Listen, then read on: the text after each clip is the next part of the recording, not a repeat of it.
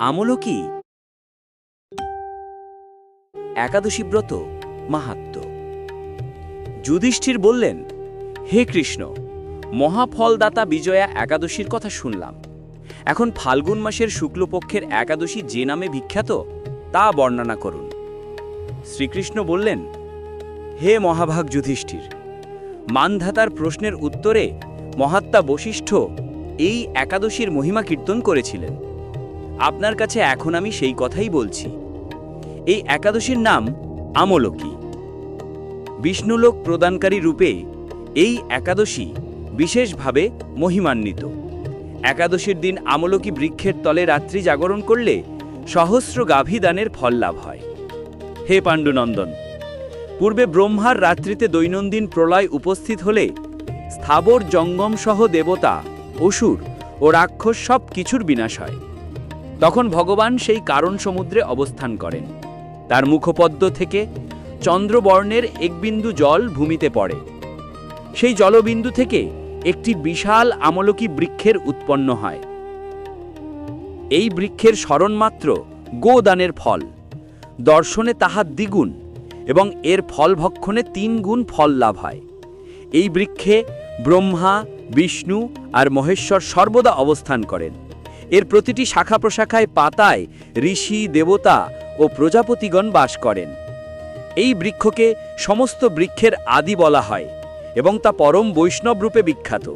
অতএব এই শ্রেষ্ঠ ব্রত সকলেরই পালনীয়। এখন এই ব্রতের একটি অদ্ভুত ইতিহাস আপনার কাছে বর্ণনা করছি। প্রাচীনকালে বৈদেশ নামে একটি প্রসিদ্ধ নগর ছিল। এই নগরে চৈত্র রথ নামে এক রাজা রাজত্ব করতেন। চন্দ্রবংশীয় পাশবিন্দুক রাজার পুত্ররূপে তিনি জন্মগ্রহণ করেন। তিনি অত্যন্ত শক্তিমান ও ঐশ্বর্যশালী ছিলেন। শাস্ত্রজ্ঞানেও তিনি ছিলেন সুনিপুণ।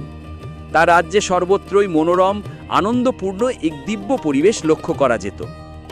প্রজারা ছিলেন বিষ্ণুভক্তিপরায়ণ, সকলেই একাদশী ব্রত পালন করতেন। তার রাজ্যে কোনো অভাব অমঙ্গল ছিল না। এইভাবে প্রজাদের নিয়ে রাজা চৈত্রবৎ সুখে দিন যাপন করতে থাকলেন। একসময় ফাল্গুনী শুক্লপক্ষের দ্বাদশী যুক্তা আমলকি একাদশী তিথি সমাগত হওয়ায় রাজ্যের সকলেই এই ব্রত পালনের সংকল্প করলেন। ওই দিন প্রাতঃস্নানের পর প্রজাদের নিয়ে রাজা ভগবান শ্রী বিষ্ণুর মন্দিরে যান। সেখানে সুবাসিত জলপূর্ণ কলস, ছত্র, বস্ত্র, পাদুকা, পঞ্চরত্ন ইত্যাদি দিয়ে সাজিয়ে স্থাপন করেন। তারপর ধূপ দীপ দিয়ে যত্ন সহকারে মুনি ঋষিদের দ্বারা শ্রী পরশুরাম মূর্তি সমন্বিত আমলকির পূজা করেন। হে পরশুরাম, হে রেণুকার সুখবর্ধক, হে ধাত্রী, হে পাপ বিনাশিনী আমলকি, তোমাকে প্রণাম, আমার অর্ঘ্যজল গ্রহণ করো। এইভাবে দিনে যথাবিধি পূজা, স্তবস্তুতি, নৃত্যগীত করে রাজা ভক্তিভরে সেই বিষ্ণু মন্দিরে রাত্রি জাগরণ করতে লাগলেন। এমন সময় দৈবযোগে একটি ব্যাধ সেখানে উপস্থিত হল। পূজার সামগ্রী সহ বহু ব্যক্তিকে একত্রে রাত্রি জাগরণ করতে দেখে সে কৌতূহল আক্রান্ত হল। সে ভাবল, এসব কি ব্যাপার? বিষ্ণু মন্দিরে প্রবেশ করে সে বসে পড়ল। কলসের উপরে স্থাপিত বিষ্ণু মূর্তি দর্শন করল। ভগবান বিষ্ণু এবং একাদশীর মাহাত্ম্য সে মনোযোগ দিয়ে শুনল। সারা দিন ওই ব্যাধ কিছুই আহার করেনি। এইভাবে ক্ষুধায় কাতর হয়ে সেখানে সে রাত্রি জাগরণ করল। পরদিন প্রজা সহ রাজা নগরের দিকে যাত্রা করলেন। সেই ব্যাধও তার গৃহে ফিরে গেল। এরপর একসময় ব্যাধের মৃত্যু হল। একাদশীতে রাত্রি জাগরণ ব্রত প্রভাবে সেই ব্যাধ পরবর্তী জন্মে এক রাজ্যের অধীশ্বর রূপে নিযুক্ত হল। জয়ন্তী নামে একটি নগর ছিল। সেখানে বিদুর রথ নামে এক রাজা বাস করতেন। ওই ব্যাধ বিদুর রথ রাজার মহাবলী পুত্ররূপে জন্মগ্রহণ করেন। তার নাম হয় বসুরথ। 1 লক্ষ গ্রামের আধিপত্য তিনি লাভ করলেন। তিনি সূর্যের মতো তেজস্বী, চন্দ্রের মতো কান্তিমান ও পৃথিবীর মতো ক্ষমাশীল। বিভিন্ন সদ্গুণে ভূষিত বসুরথ পরম বিষ্ণু ভক্তি পরায়ণ হন।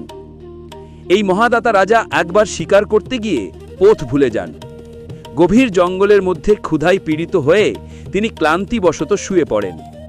এমন সময় কতগুলি পর্বত নিবাসী ম্লেচ্ছ রাজার কাছে এসে নানাভাবে উৎপীড়ন করতে থাকে। রাজাকে তাদের শত্রু মনে করে তারা তাকে হত্যা করতে চেষ্টা করে। পূর্বে এই রাজা আমাদের পিতামাতা পুত্র পৌত্র সবাইকে মেরে ফেলেছে, আমাদের গৃহ ছাড়া করেছে। এই রকম বলতে বলতে ম্লেচ্ছরা রাজাকে হত্যা করতে উদ্যত হয়।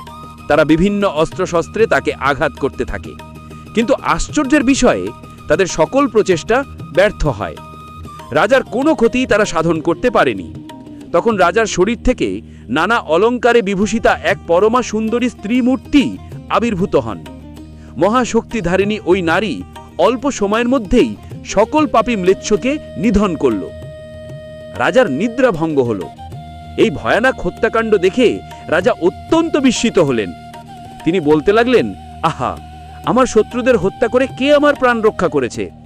এমন কৃপালু কে আছে? আমি তার প্রতি আমার কৃতজ্ঞতা প্রকাশ করছি। এমন সময় দৈববাণী হল, ভগবান কেশব ব্যতীত শরণাগতকে রক্ষা করিবার আর কে আছেন? তিনিই শরণাগত পালক। দৈববাণী শুনে তিনি ভক্তিযুক্ত চিত্তে গৃহে ফিরে এলেন। তারপর প্রজাসহ মহাসুখে ইন্দ্রের মতো নিষ্কণ্ঠক রাজ্য ভোগ করতে লাগলেন। বশিষ্ঠ বললেন, হে রাজন, যে মানুষ এই পরমোত্তম আমলকি একাদশী ব্রত পালন করেন তিনি নিঃসন্দেহে বিষ্ণুলোক প্রাপ্ত হন।